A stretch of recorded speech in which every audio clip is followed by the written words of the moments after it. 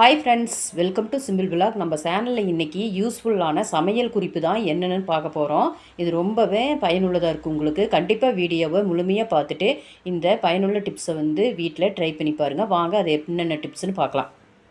நீங்கள் தோசைக்கு மாவு அரைக்கும்போது இதோட ஜவ்வரிசி கொஞ்சமாக சேர்த்தி ஊற வச்சு அரைச்சி பாருங்கள். தோசை ரொம்ப சுவையாகவும் சாஃப்டாகவும் மொறுமொறுன்னு வரும். நல்லா தோசையும் வரும், இட்லி வரும். கண்டிப்பாக இந்த டிப்ஸை பயன்படுத்தி பாருங்கள்.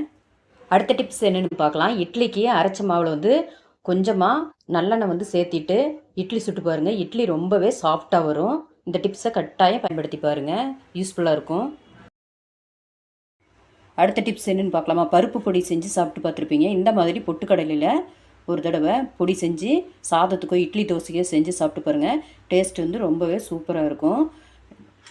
அதுக்கு பொட்டுக்கடலையும் அதோட வரமிளகா, பூண்டு, தேங்காய் திருவிட்டு இதெல்லாம் லைட்டாக வறுத்துட்டு மிக்ஸி ஜாரில் சேர்த்திட்டு அரைச்சி பாருங்கள். அரைச்சி சாப்பிட்டு பாருங்கள். ரொம்பவே டேஸ்ட்டாகவும் ருசியாகவும் வாசனையாகவும் இருக்கும். கண்டிப்பாக இந்த டிப்ஸை பயன்படுத்தி பாருங்கள்.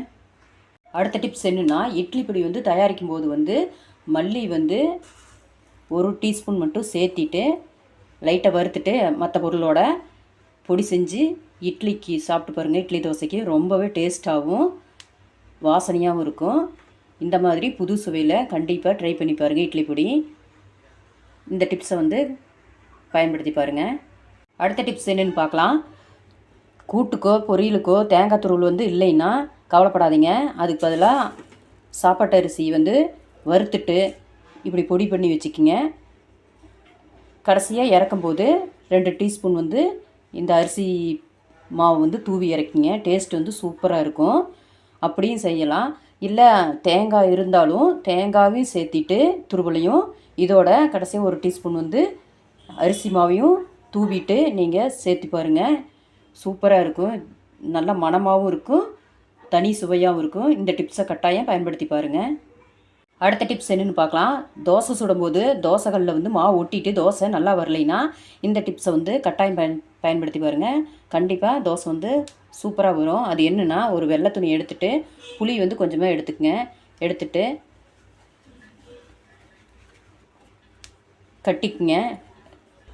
இப்படி ஒரு நூலாவது துணியாவது வச்சு கட்டிட்டு எண்ணெயில் தொட்டுட்டு தோசைக்கல்லை நல்லா தொடவிக்குங்க.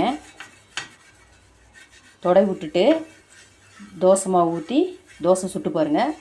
சூப்பரான முறையில் தோசை வரும். கண்டிப்பாக இந்த டிப்ஸை பயன்படுத்தி பாருங்கள். ஓகே ஃப்ரெண்ட்ஸ், இந்த டிப்ஸையெல்லாம் கண்டிப்பாக வீடியோவை முழுமையாக பார்த்துட்டு ட்ரை பண்ணி பாருங்கள். யூஸ்ஃபுல்லாக இருக்கும் ரொம்பவே.